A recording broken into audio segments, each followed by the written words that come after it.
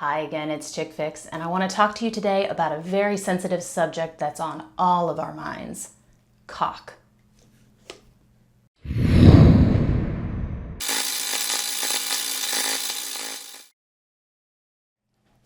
Oh, get your mind out of the gutter.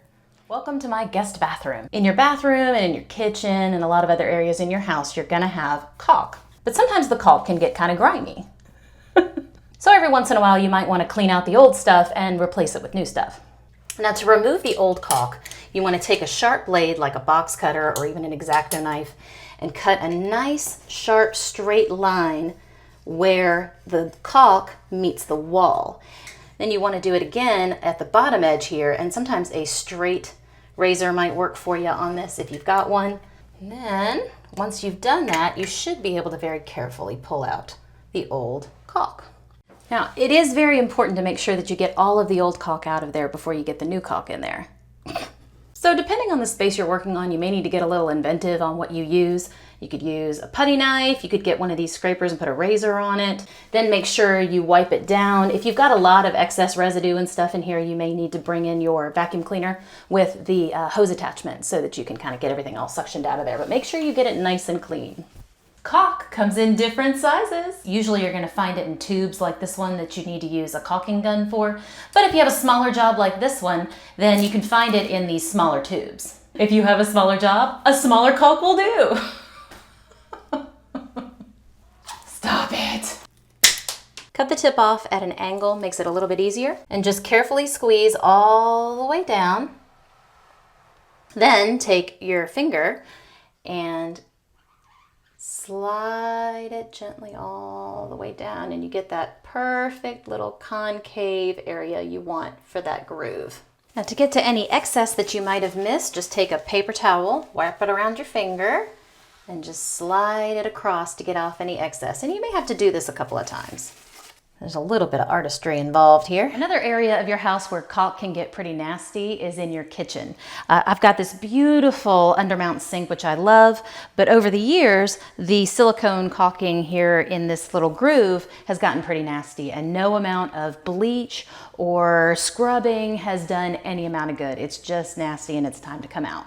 Now, you might think that when you're recaulking up against a wall, it's a little bit tougher because you're worried about peeling off the paint or the paper. But it's actually a little bit tougher to recaulk two areas where it's a hard surface on both sides because you have to do so much scraping.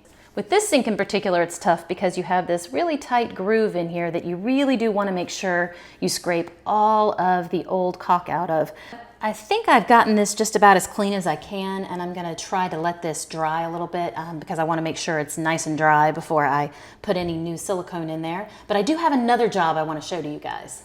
You may not realize this, but you actually have caulk in almost every room of your house because it's also around the windows, the baseboards, as well as your door frames. We have a situation here where we took out this baseboard because we had a very big piece of furniture we wanted to lay flush up against the wall. But we have since moved that piece of furniture, and I need to put this back on. So I'm going to take it and nail it in, and then I'm going to add a bead of caulk right here. If there's any kind of a gun out there that nobody should ever be afraid of, it's a caulking gun. These guys are great for larger caulking projects. You take your tube of caulk, you're going to put it right in here like that. The plunger pushes it up from the bottom as you click. So on my model, you have to turn this up like this because it's got these little ridges, and that's what clicks into place. And you just do this until it finally hits the resistance and it starts coming out of the top. Lay a nice even bead of caulk all the way down the board. And even if you mess up, it's okay because you're going to fix it with your finger. You may have a little bit of extra that needs to be cleaned off of the wall or the baseboard. In that case, a lot of people like to use a paper towel. I like to use an old t-shirt or some other kind of flat material so that it doesn't have ridges in it. If you wanted to get even fancier about it, you could place tape there as if you were painting the trim. When you're done, you simply twist it and it unlocks it, and you can take this guy out and just put the cap back on, or if you've lost the cap like I have, you just take a little bit of plastic, pop that guy on there. You gotta be kidding me, look at this. How is anybody supposed to read that? Still can't read it. I think it says exposure to water possible in as little as 3 hours with bead size max 3/16 of an inch. Now what I have here is premium waterproof silicone for kitchen, bath, and plumbing, and I've got it in clear because white would look weird. And you want to make sure you're always getting the right kind of caulk for the job. I wouldn't want to use the same kind of caulk that I just used on the baseboards in here because it wouldn't be as waterproof and it wouldn't have the mildew and mold resistance.